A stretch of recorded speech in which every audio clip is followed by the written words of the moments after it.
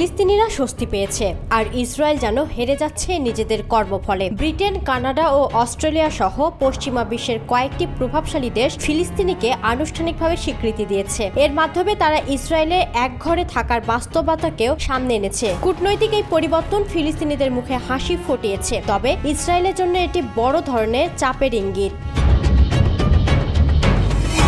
মধ্যপ্রাচ্যের অস্থিরতায় নতুন মোড়। দীর্ঘদিনের মিত্র হয়েও ইসরায়েলের বিরুদ্ধে কূটনৈতিক আঘাত হানল পশ্চিমা বিশ্বের তিন প্রভাবশালী দেশ ব্রিটেন, কানাডা ও অস্ট্রেলিয়া। রোববার এই তিন দেশ একযোগে ফিলিস্তিন রাষ্ট্রকে আনুষ্ঠানিক স্বীকৃতি দিয়েছে। এর পরপরই পর্তুগালও একই ঘোষণা দেয়। আন্তর্জাতিক অঙ্গনে দুই রাষ্ট্র সমাধানের পক্ষে এক ঐতিহাসিক পরিবর্তন, যা ইসরায়েলের কূটনৈতিক একঘরেপনার ইঙ্গিত দিচ্ছে।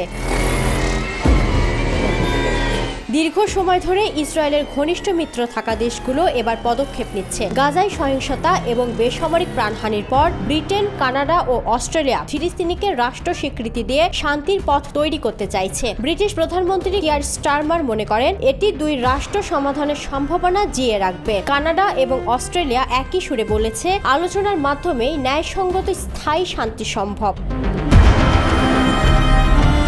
জাতিসংঘ সাধারণ পরিষদে ফ্রান্স, বেলজিয়াম, লুক্সেমবার্গ, সান মারিনো সহ কয়েকটি দেশ ফিলিস্তিনিকে স্বীকৃতি দেওয়ার পথে। নিরাপত্তা পরিষদের স্থায়ী সদস্যদের মধ্যে যুক্তরাষ্ট্র ছাড়া বাকি দেশগুলো ইতিমধ্যে স্বীকৃতি দিয়েছে বা দিচ্ছে। বিশ্লেষকরা বলছেন, ওয়াশিংটনের জন্য এটি বড় কূটনৈতিক চ্যালেঞ্জ। ফিলিস্তিনি রাষ্ট্রের স্বীকৃতিতে ইসরায়েলের নেতারা ক্ষুব্ধ প্রতিক্রিয়া দেখাচ্ছেন। প্রধানমন্ত্রী নেতানিয়াহু বলছেন এটি সন্ত্রাসীদের পুরস্কৃত করা ছাড়া কিছু নয় এবং যুক্তরাষ্ট্র সফরের পর জবাব দেয়া হবে। প্রেসিডেন্ট হারজগ মনে করেন পদক্ষেপটি শান্তি প্রক্রিয়ায় সহায়তা করবে না। একই সময়ে ডানপন্থী মন্ত্রিসভার সদস্যরা পশ্চিম তীরের দখলকৃত এলাকায় স্থায়ী ইসরায়েলি নিয়ন্ত্রণের দাবি তুলেছেন।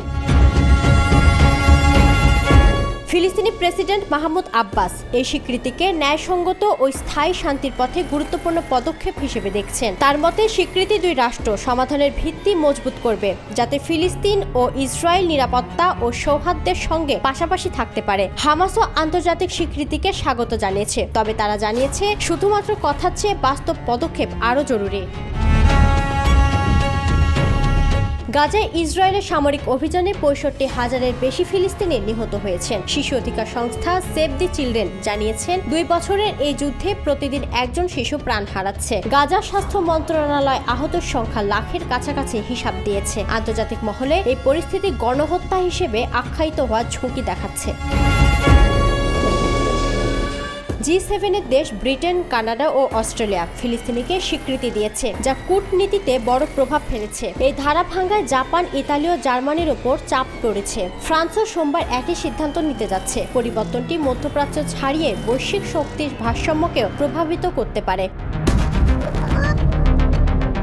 ফিলিস্তিনিকে পূর্ণ রাষ্ট্র হিসেবে স্বীকৃতি দিতে হলে জাতিসংঘ নিরাপত্তা পরিষদে কমপক্ষে 9টি দেশ ভোট দিতে হবে এবং স্থায়ী সদস্যদের মধ্যে কোনো ভেটো থাকতে পারবে না। যুক্তরাষ্ট্র ইতিমধ্যে জানিয়েছে তারা ভেটো ব্যবহার করবে। ফলে ওয়াশিংটনের উপর চাপ বেড়েছে, কারণ তার অনেক মিত্র ফিলিস্তিনের পাশে অবস্থান নিয়েছে। বিশ্লেষকরা মনে করছেন এই পরিস্থিতিতে যুক্তরাষ্ট্র ইসরায়েল জোট ক্রমশ বিচ্ছিন্ন হয়ে পড়বে এবং পশ্চিমা বিশ্বে নতুন দ্বন্দ্ব তৈরি হতে পারে।